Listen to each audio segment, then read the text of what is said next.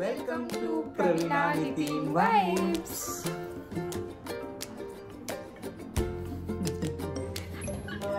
चंदनाची उटी कुंकुम केशरा विराजती जाऊ फूट शोभे तोबरा रुंदी गोकुळी चंद्रिका.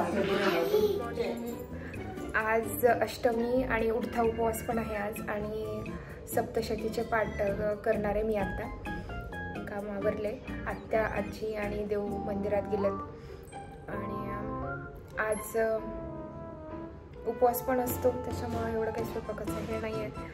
फराळाचं बनवायचं नाश्ता झालेला आहे. सप्तशतीचे पाठ आधी करून घेते आणि बाकीच्या गोष्टी शेअर करेनच. त्या अगोदर एक गोष्ट शेअर करायची राहिलीच. हे आमचं जुनं कपड्याचं स्टँड तुम्ही पाहू शकता. 5 वर्ष झाले हे स्टँड घेऊन. इतकं छान टिकलं आहे ना की खूप छान. पण मग जरा खराब झाले. आता ते मोडकळीस आलं होतं म्हणून नवीन स्टँड मागवले. तर हे आहे नवीन स्टँड. हे पण मजबूत वाटतंय, टिकाऊ वाटतंय. ॲमेझॉनवरतून मागवले. पण जुनं स्टँड पण आमचं भारी आहे, तर ते काय फेकून द्यायची माझी इच्छा होत नाही आहे. पण नवीन पण तसंच मजबूत आहे, पण फक्त डिझाईन वेगळी आहे जरा आणि कलर पण मला हा आवडला. नवीन कपड्याचं स्टँड आले म्हटल्यावर कधी एकदा मशीनला कपडे लावते असं झालं आहे. आणि मशीन काही चालू होत नव्हती कारण त्याचा बोर्ड ढिल्ला झालेला आहे, बटन प्रेस होत नाही आहे. तर मग नितीन चेक करतात, वायर वगैरे चेक करून बोर्ड व्यवस्थित लावून घेत आहेत आता नितीन. पण मशीन काय चालू होत नव्हती. मग परत लक्षात आलं की पिन लावायची राहिली. तर पिन लावल्यानंतर लगेच बटन प्रेस केलं की मशीन चालू झाली. आणि आमचे इलेक्ट्रिशियन थँक्यू. तर नितीन घरी असले की हे असे काही इलेक्ट्रॉनिक वस्तूंचे काही प्रॉब्लेम आले तर ते लगेच नीट करतात. बाहेरून इलेक्ट्रिशियन बोलवायची गरज नाही. तर हा एक आमचा प्लस पॉईंट आहे. थँक्यू इंजिनियर साहेब. आणि मशीन व्यवस्थित चालू झाली. कपडे टाकले आणि मी परत माझ्या रुटीनला आले. मला सप्तशती पाठ करायचे आहेत तर मी सप्तशती पाठ करायला बसले लगेच. देवी सनातनी माया परा विद्या अतर्तिही जगदीश्वर विष्णूची महालक्ष्मी सुवे शिवा ईश्वरी बलजा मदर त्यातही परमेश्वरी.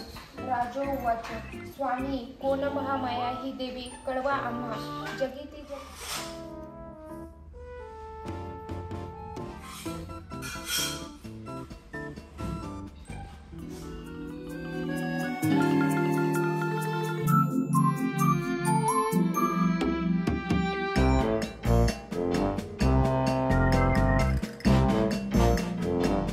सप्तशतीच्या 13 अध्यायाचं वाचन झालेलं आहे आता. आणि आता फराळ करून घेतो आणि नंतर आम्ही आज कडकण्याचा नैवेद्य बनवणार आहेत. तर तो आपण पाहूया कसं बनवतोय ते. लगेच आम्ही फराळ करायला बसलो.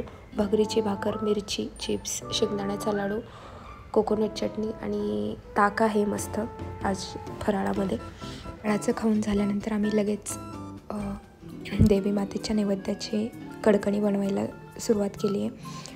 गव्हाचं पीठ घेतले, त्याच्यामध्ये थोडंसं बेसन पीठ आहे, परत मीठ आणि हळद टाकतो आहे कलरसाठी.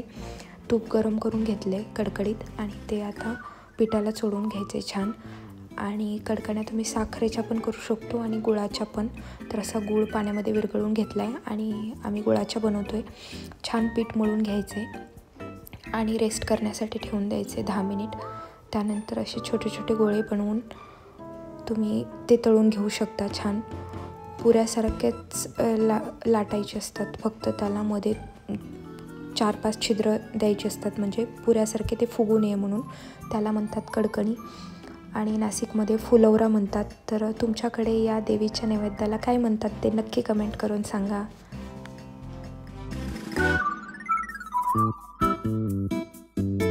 आज नवरात्री उत्सवाचा डे आहे 9 आणि कलर आहे पिंक. मस्त.